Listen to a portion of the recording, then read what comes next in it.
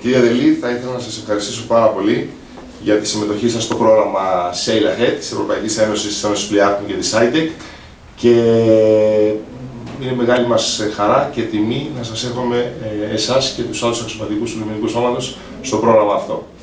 Εγώ θα ήθελα με τη σειρά μου να σας ευχαριστήσω για την πρόσκληση και να σας καλωσορίσω στο αρχηγείο του Λιμενικού Σώματος. Πες μας κάτι, εργάζεστε στον θάλαμο επιχειρήσεων. Πώς ορίζετε την απασχόλησή σας και ποιες είναι οι κύριες ασχολίες? Στο θάλαμο επιχειρήσεων απασχολούμε τα τελευταία περίπου 10 χρόνια. Τα πρώτα 8 της σταδιοδρομίας μου εκεί θα έλεγα ότι ήταν τα καθήκοντά μου, τα κύρια καθήκοντά μου αξιωματικός ασφάλειας ναυσιπλοείας, με έργο μου τον συντονισμό επιχειρήσεων έρευνας και διάσωσης.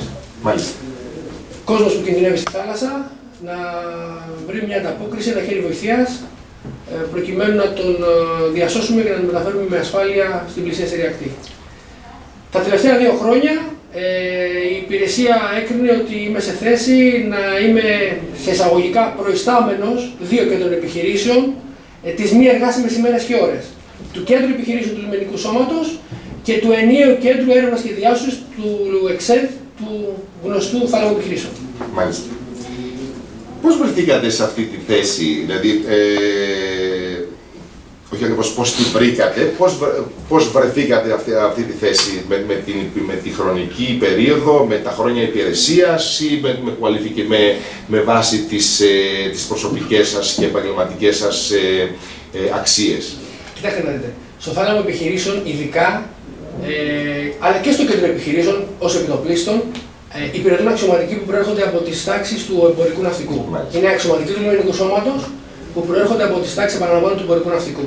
Έτσι και εγώ, σαν νέος σημεοφόρος του Λιμενικού Σώματος, ήμουνα ύπαρχος αρχικά και στη συνέχεια κυβερνήτης στο ναυαγωγικό σκάφος το 517 που έχει έδρα του τη Ρόδο.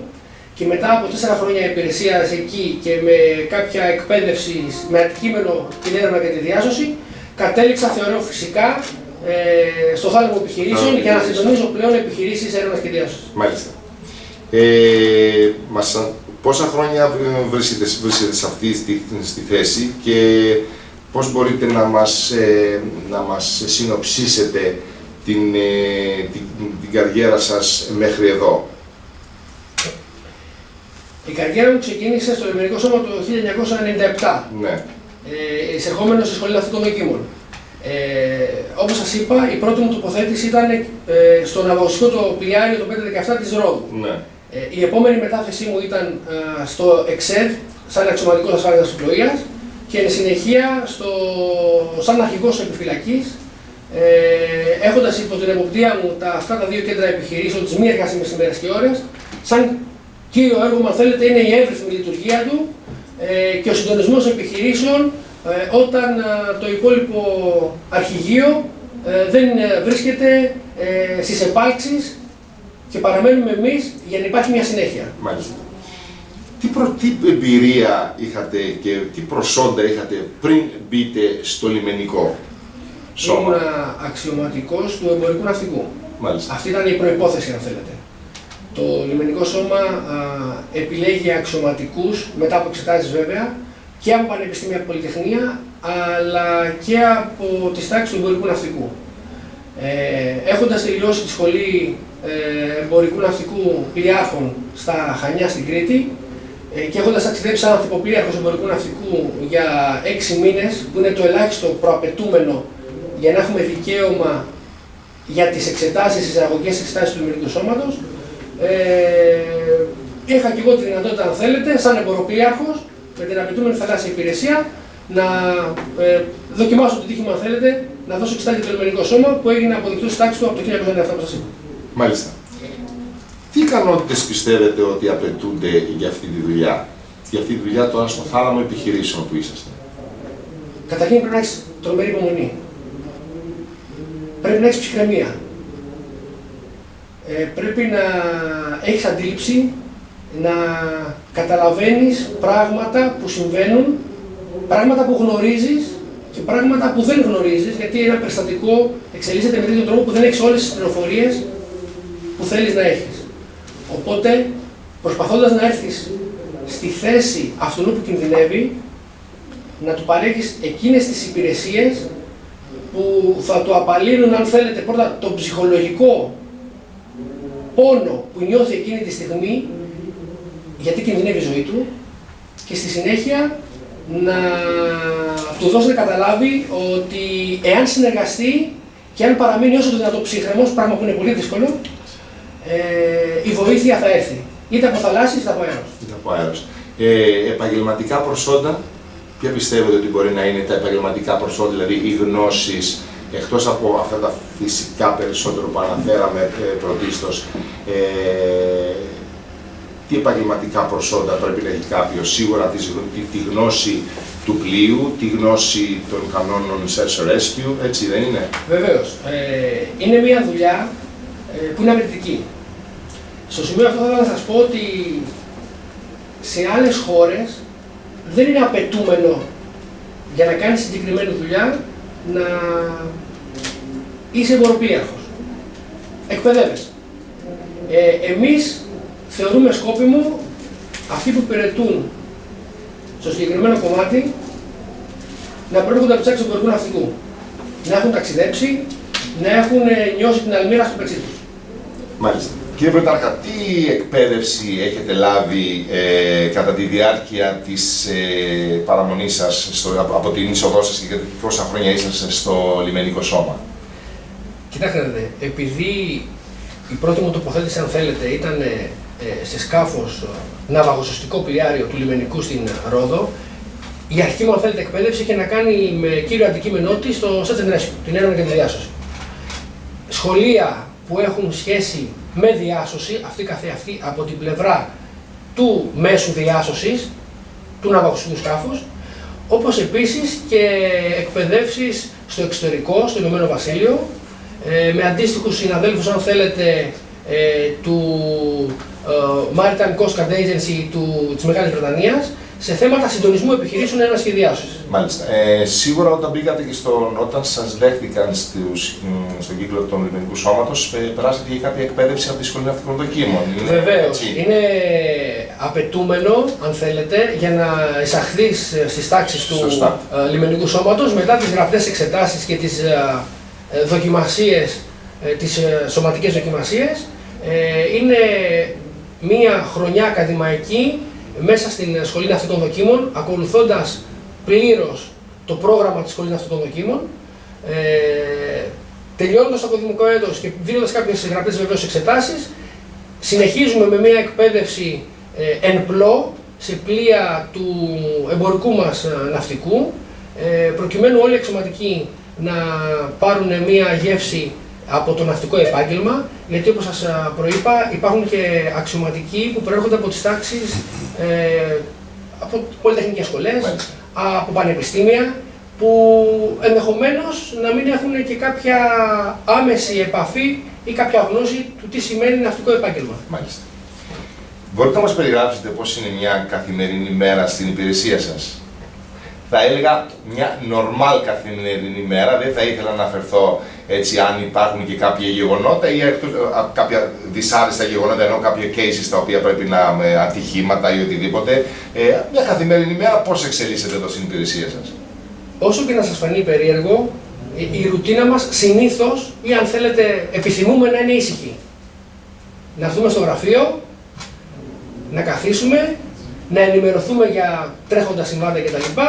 Και να είμαστε σε επιφυλακή με το που θα χτυπήσει κάποιο τηλέφωνο, είτε στον θάλαμο επιχειρήσεων που έχει να κάνει με την έρευνα και τη διάσωση, είτε στο κέντρο επιχειρήσεων που έχει να κάνει με επιχειρήσεις όλες τις άλλες εκτός από έρευνα και διάσωση, να είμαστε σε θέση να ανταποκριθούμε με νυφαλιότητα, με ψυχραιμία και το σημαντικότερο αποτελεσματικά. Ποια πιστεύετε ότι είναι τα πιο κύρια σημεία τα οποία απολαμβάνετε από την εργασία, από τη δουλειά σας εδώ από το να είστε πρωτάρχης, ανώτερος αξιωματικός του λιμενικού σώματος, στην υπηρεσία που είστε, ποια είναι τα κυριότερα σημεία που απολαμβάνετε? Κοιτάξτε, σε συγκεκριμένη υπηρεσία αυτό που προσωπικά απολαμβάνω περισσότερο είναι η ικανοποίηση όταν μια επιχείρηση έχει αίσιο τέλος. Είτε έχει να κάνει με έρευνα και διάσωση, περισσότερο, είτε να έχει να κάνει με κάποια άλλη επιχείρηση. Ειδικά με την έρευνα και τη διάσωση, το συναίσθημα που νιώθεις όταν μία επιχείρηση τελειώνει αίσια και ο κόσμος διασώζεται, δεν περιγράφεται. Ναι. Δεν περιγράφεται με τίποτα. Σίγουρα, και όπως επίσης και η ικανοποίηση ότι η εργασία σας και το οφείλιμο αποτέλεσμα που αποφέρετε όχι επιδοκιμάζεται, επικροτείται από τους ανώτατους αξιωματικούς αυτή της υπηρεσίας, τον κόσμο. Συν βέβαια, εγώ θα ήθελα να προσθέσω και το κύρος που έχετε ως αξιωματικός του Λιβιντικού Σώματος. Εγώ το θεωρώ πάρα πολύ σημαντικό για ανθρώπους έτσι, που ανταποκρίνονται στις απαιτήσεις της εργασίας τους, να απολαμβάνουν και το κύρος του αξιωματικού που τιμούν τη στολή τους. Εγώ θα το πρόσθετα πάρα πολύ αυτό, σαν δεύτερο πρόσωπο, και επιτρέψτε να το πω έτσι αυτό. Κοιτάξτε, είμαστε υπερήφανοι που είμαστε αξιωματικοί του Λιμενικού Σώματος. Είμαστε υπερήφανοι που φοράμε αυτή τη στολή και αυτή τη δουλειά θα έλεγα ότι για μας δεν είναι δουλειά. Είναι το μεράκι μας. Έργο. Και κύριος σκοπός είναι να προσφέρουμε στην κοινωνία. Η προσφορά μας και η ικανοποίηση από τα αποτελέσματα είναι αυτή που μας δίνει κουράγιο να συνεχίσουμε. Σωστά. Η αναγνώριση έρχεται και από τα αποτελέσματα του έργου μας. Και αν θέλετε, η αναγνωρισιμότητα που έχουν οι συνάδελφοι, ιδιαίτερα στην επαρχία και στα μικρά νησιά, είναι κάτι το ιδιαίτερο. Και τα μειονεκτήματα που έχουμε σε αυτή τη δουλειά, πιστεύετε ότι υπάρχουν μειονεκτήματα? Κοιτάξτε, κάθε δουλειά έχει τα πλεονεκτήματα και τα μειονεκτήματα. Καλά και τα κακά, σωστά. Στη συγκεκριμένη περίπτωση, σαν αρχηγός επιφυλακής και σαν αξιωματικός ασφάλειας ναυσιπλοείας, το δυσκολότερο είναι το ξενύχτη. Ξενύχτη, γιατί πρέπει κάποιος να είναι πάνω από τα τηλέφωνα, ειδικά για τους αξιωματικούς ασφάλειας ναυσιπλοείας, και το να μπορείς να αποδίδεις όταν οι άλλοι δεν μπορούν. Κάτω από οποιασδήποτε συνθήκες και ιδιαίτερα τη νύχτα. Το ξενύχτη είναι αυτό που μας κουράζει περισσότερο. Και καμιά φορά και το άγχος στο να φέρουμε, στο να γίνει συντονισμός από τους άλλους, γιατί από εμάς μπορεί είναι πολύ εύκολο να συντονίσουμε ένας τμήματάρχης ενός τμήματος συντονισμού, μπορεί πάρα πολύ εύκολα με τις γνώσεις του και το κύρος του να θέσει τους κανόνες συντονισμού, αλλά είναι πάρα πολύ σημαντικό να έχεις και το άγχος κατά πόσο θα εφαρμοστούν από τους αποδέκτες των ενεργειών, δηλαδή των διαταγών, γενικώς όλων των εργασιών συντονισμού που κάνετε εσείς. Καμιά φορά δεν έχετε και την αγωνία, άραγε κατάλαβε αυτό που θέλω να του πω, θα κάνει αυτό που να του πω, γιατί σίγουρα δεν έρχεται σε άμεση επαφή face to face για να καταλάβουν όλα αυτά. Είναι εντολές που δίνονται μέσα από τα μέσα επικοινωνίας, έτσι. Έχετε δίκιο. Γι' αυτό και η δουλειά του αρχηγού επιφυλακής είναι να έχει τον γενικότερο έλεγχο της επιχείρησης, όταν αυτή είναι σε όλο το στάδιο, από το αρχικό στάδιο μέχρι το τελευταίο. Παρακολουθεί το περιστατικό, κοιτάει να γίνονται οι ενέργειες αυτές που πρέπει και αν θέλετε παρεμβάλλεται να δώσει κατευθυντήριες οδηγίες αν απαιτείται, που συνήθως θα έλεγα ότι δεν απαιτείται, γιατί η αξιωματική φυλακής και στο κέντρο επιχειρήσεων και η αξιωματική ασφάλεια ναυσιπλοείας ξέρουν τη δουλειά τους, είναι επαγγελματίες με όλη τη σημασία της λέξεως και αν θέλετε εμείς πινελιές προσθέτουμε όσον αφορά τον συντονισμό. Οι αξιωματικοί δεν αφήνουν τίποτα στην τύχη του, παρακολουθούν το περιστατικό μέχρι την τελευταία λεπτομέρεια και εάν έχουν την υποψία ότι δεν έχουν γίνει κατανοητοί ή αν έχουν την υποψία ότι κάτι δεν πάει καλά, δεν διστάζουν, και αυτή είναι η δουλειά μας, να διπλοτσεκάρουμε και να τριπλοτσεκάρουμε ότι αυτά που έχουν πει είναι κατανοητά και ότι η επιχείρηση κυλάει βάσει των οδηγιών που έχουμε δώσει. Ναι. Πάρα πολύ ωραία και πολύ καθαρά. Χωρίς αυτό να σημαίνει ότι δεν είμαστε και ευέλικτοι. Γιατί ένα από τα προσόντα που πρέπει να έχουν οι αξιωματικοί στα κέντρα επιχειρήσεων και οι αρχηγοί επιφυλακής είναι η ευελιξία. Γιατί δεν ξέρουμε τι θα προκύψει και θα πρέπει να έχουμε και ένα plan B. Αυτό ακριβώς, επειδή μου έχουν τύχει κατά τη διάρκεια της καριέρας μου να δω θαλάσσιες διασώσεις και με ελικόπτερο και με πλοίο, και πάντοτε είδα ότι ο συντονισμός, η επικοινωνία με τους ανθρώπους, τον αποδέκτη της διάσωσης, αντιμετωπίζαμε κάποια προβλήματα στο θέμα ακριβώς της κατανόησης από τη δική του την πλευρά των ενεργειών που θα κάναμε εμείς ούτως ώστε να τον διασώσουμε. Κοιτάξτε να δείτε. Πολλές φορές μιλάς στη μητρική σου γλώσσα. Ακριβώς. Και δεν καταλαβαίνεις. Ακριβώς. Πόσο μάλλον τι εννοεί ο ένας γλώσσα. και τι καταλαβαίνει ο άλλος. Έτσι. Από εκεί και πέρα, τα κέντρα επιχειρήσεων είναι υποχρεωμένα να συνομιλούν με ανθρώπους που κινδυνεύουν ανεξαρτήτου εθνικότητας. Βεβαίως. Κοινή γλώσσα, αν θέλετε, είναι τα αγγλικά.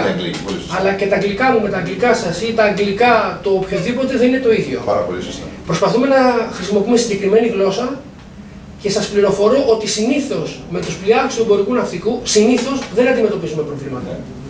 Αλλά όταν έχουμε κάποιο σκάφος αναψυχής που κάποιοι το έχουν νοικιάσει για να κάνουν μια βόλτα. Πολλές φορές δεν μιλούν καν αγγλικά. Οι καπετάνοι του Σαββατοκύριακου τους λέω. Οι καπετάνοι του Σαββατοκύριακου, πολύ σωστά.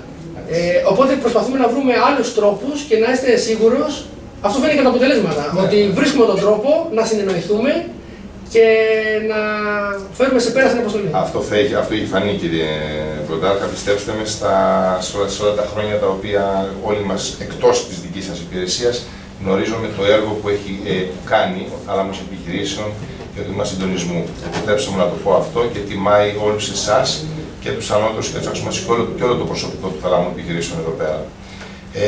Πώς βλέπετε την καριέρα σας, κύριε Δελήνη, να εξελίσσεται στα επόμενα χρόνια? Έχετε φανταστεί πώς θα μπορούσε να είναι η καριέρα σας μετά? Κάθε σημειοφόρος που εισέρχεται στη σχολή ναυτικών δοκίμων, σαν δόκιμο σημειοφόρος του λιμενικού σώματος, έχει τις προοπτικές, αν θέλετε, να καταλήξει και αρχηγός. Είναι κάτι βέβαια πολύ δύσκολο. Θεωρώ ότι είναι θεμιτό από όλους μας. Ο σκοπός είναι να κάνουμε τη δουλειά μας, να την κάνουμε σωστά, να έχουμε την υγεία μας και από εκεί και πέρα, αν θέλει ο Θεός. Ακριβώς. Και αυτό είναι πάρα πολύ σημαντικό, το να πιστεύω ότι όλος ο κόσμος, όλοι οι άνθρωποι, όλοι οι επαγγελματίες πρέπει να έχουν στόχους. Λοιπόν, και ένας σωστός αξιωματικός, βεβαίως, γιατί να μην ανεβεί, είναι ένα πολύ ωραίος στόχος, να ανεβεί στην ανώτατη ιεραρχία του σώματος το οποίο υπηρετεί. Διότι αυτή είναι η υγιής κατάσταση, με την έννοια πια ότι το σώμα στους κύκλους του περιλαμβάνει αξιωματικούς οι οποίοι μπορούν να ανεβαίνουν. Καταλαβαίνετε τι θέλω να πω. Έτσι είναι έξυπνοι, μελετούν, οξυδερκείς και σε εισαγωγικά αυτό είναι αυτή η φιλοδοξία που και εγώ σαν όταν προτείνεται να ταξιδέψω ήθελα να είμαι πλοίαρχος. Αυτό είναι μια φιλοδοξία, είναι πάρα πολύ σημαντικό αυτό. Αυτή είναι η προοπτική. Έτσι. Αλλά επαναλαμβάνω ότι για κάθε αξιωματικό το σημαντικότερο είναι να κάνει τη δουλειά του σωστά, να την κάνει όσο το γίνεται καλύτερα και αποτελεσματικά. Τι συμβουλή θα δίνατε σε κάποιον που βλέποντας εσάς, ακούγοντας εσάς ή άλλους συναδέλφους σας θα ήθελαν να ακολουθήσουν την ίδια πορεία με εσάς, την ίδια καριέρα με εσάς? Θα έλεγα ότι εάν αγαπούν τη θάλασσα, μην διστάσουν. Και σε κάποιον ο οποίος δεν είναι σε κάποιον ή κάποια, έτσι, γιατί σίγουρα το λιμενικό σώμα έχει και αξιωματικούς οι οποίοι είναι γυναίκες. Σε κάποιον ή κάποιον ο οποίος δεν έχει αποφασίσει ακόμα, βρίσκεται σε αμφιβολία, αμφιταλαντεύεται κατά πόσο να ακολουθήσει μια τέτοια καριέρα, εσείς θα του λέγατε? Θα του έλεγα να ενημερωθεί, να δει το έργο του λιμενικού σώματος και να το γνωρίσει και είμαι βέβαιος ότι θα το αγαπήσει. Κύριε Δελή, σας ευχαριστώ πάρα πολύ για την τιμή μας κάνατε να λάβετε και πάλι μέρος, όπως σας είπα και στην αρχή. Και θα ήθελα επίσης να προσθέσω, κλείνοντας τη συνομιλία μας, η συνέντευξη όπως θα θέλαμε να πούμε, ότι ο Θάλαμος Επιχειρήσεων να γνωρίζετε ότι στους έξω, στους αποδέχτες, στους απλούς πολίτες, χαίρει πολύ μεγάλης εκτίμησης. Και ειδικά σε εμάς που ανήκουμε στην ναυτική οικογένεια και η επαγγελματική μας κατάρτιση μας επιτρέπει να έχουμε και κάποια κρίση. και είναι πάρα πολύ σημαντικό να κρίνεις κάποιον γνωρίζοντας ποσοστό των γνώσεών του. Ειλικρινά διαβιβάστε και στον κλαδάρχη, στον αρχηγό, και στον αρχηγό αλλά και στον υπεύθυνο του θαλάμου επιχειρήσεων τα συγχαρητήρια για όλο το έργο το οποίο διατελείται εδώ και πάρα πολλά χρόνια. Ευχαριστώ Σας πολύ. ευχαριστώ πάρα πολύ. Είστε καλά.